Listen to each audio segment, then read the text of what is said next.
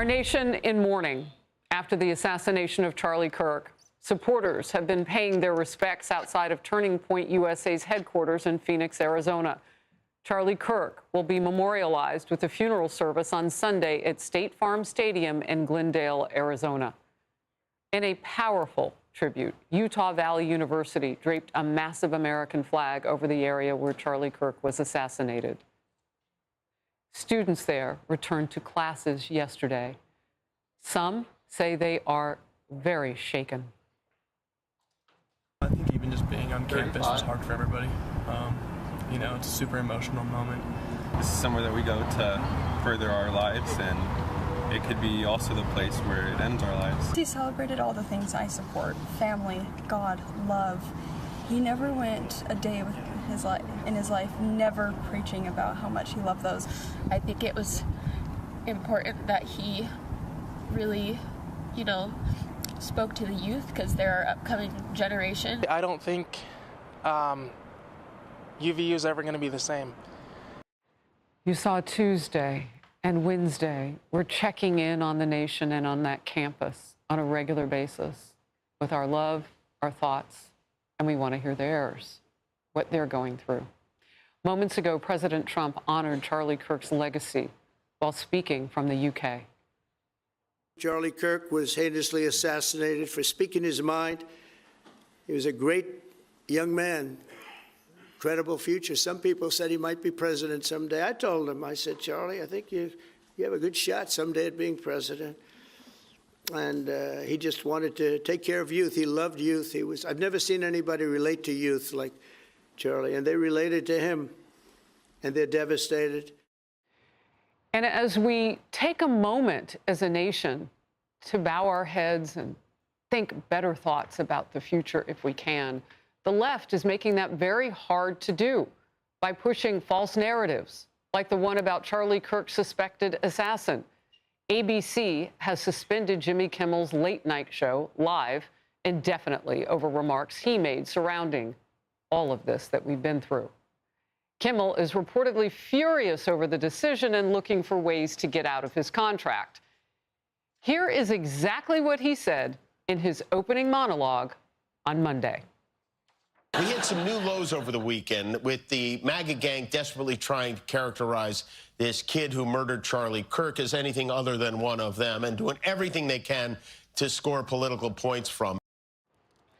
President Trump posted, "Great news for America. The ratings challenge Jimmy Kimmel show is canceled. Congratulations to ABC for finally having the courage to do what had to be done." Senior national correspondent William Lajeunesse. William. Well, here's two things here. What Kimmel said, and secondly, why stations want him off the air. But then there's another layer. There's a $6 billion sale of some TV stations that some feel ABC caved to government pressure to get the deal done. But let's start with Kimmel. Seen here after ABC suspended his show for comments about Kirk's killer and this joke about President Trump. This is not how an adult grieves the murder of someone he called a friend. This is how a 4-year-old mourns a goldfish. Well, many found that offensive. Also, Tyler Robinson's mother says he's politically left, pro-gay and pro-trans rights. Kimmel is wrong. To see that America's broadcasters are standing up to serve the interests of their community. We don't just have this progressive foie gras coming out from New York and Hollywood. So that prompted this from the ACLU and Democrats. Jimmy Kimmel is the latest target of the Trump administration's plan to silence critics and control what American people read and watch. This is just despicable, disgusting, and against democratic values. America is a less free place if late-night comedians cannot do and say what they want. We should not be going after people for this. Look, did he get some things wrong? Yeah. I mean, but he is not a commentator, a news anchor. This is somebody who's a comedian. Well, many feel he is a social commentator, but Kimmel can say what he wants, but ABC can also hold him responsible for it. We still have free speech, but if you're putting a television show on, broadcasting to millions of people nationwide, and you're telling lies, sure, you can do that. That's free speech, but there are consequences to it. And here's the backstory, Harris. The red dots you see are ABC-owned affiliates by Sinclair Broadcasting. The yellow dots represent some of the 32 ABC stations owned by Nexstar, which is trying to buy 64 more stations in a $6 billion deal that must be approved by the FCC. So, many feel that Kimmel is being pulled off the air until ABC can get that deal done, or at least on Nexstar's behalf, help them get this deal done. They suspended Kimmel only until that deal goes through, and he makes an apology, then comes back on air. But I will say, ABC is losing some money. He makes about $6 million a month for the network, so you know, it's not chump change, if you will, having him off the air. He also makes a lot of money. I mean, think about it. And his ratings are low. I mean, they pay him anyway. William, he does have at least one other show on that network. Any word on that? What show's that? He's got like a game show on as well. No. Okay. I hate to say I go to sleep. You do. See it. Oh, and that says it all. Okay, William Lodgen S., great reporting. Thank you. Thanks. Bye. That says it all about the ratings. In focus now, Ben Shapiro, podcast host. Great to see you today. Kimmel was far from the only person in the legacy media pushing the false narrative that the suspect was MAGA and motivated by far-right ideology. Watch this. The shooter was right-wing.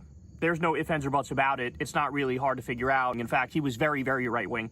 He had at least some association or affinity or fascination or interest in this Groyper group, which would lead you to believe that he's actually not a leftist. There was an incredible amount of angry discourse from the right, blaming the Democrats, blaming liberals, saying, you're the reason this happened, only to find out, surprise, 22-year-old white dude, love guns. First of all, you're in the media. You're seeing this blow up, as we all did in social media over the last 24 hours, especially last night. Your first reaction?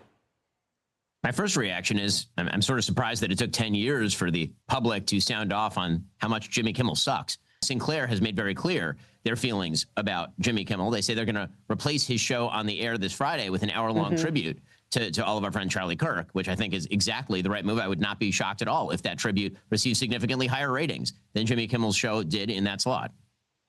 Well, back in 2017, there was somebody who already felt like Jimmy Kimmel didn't have great humor. In fact, he tweeted about it. Charlie Kirk. Look at this. Charlie Kirk said then, October 5th, 2017, Jimmy Kimmel isn't funny. Ben. Well, I mean, Charlie was right about a lot of things. That is just another thing that Charlie was right about. And again, I think that the question as to whether Kimmel is losing his position, whether he ever comes back due to public pressure or whether it's due to the Trump administration is an interesting question. But there's no question that the general public was not buying what Jimmy Kimmel was selling, and that was evident from the ratings. And if affiliates, again, say, you know what, we don't wish to put this on our stations, well, nobody has a right to a late-night show on ABC or its affiliates.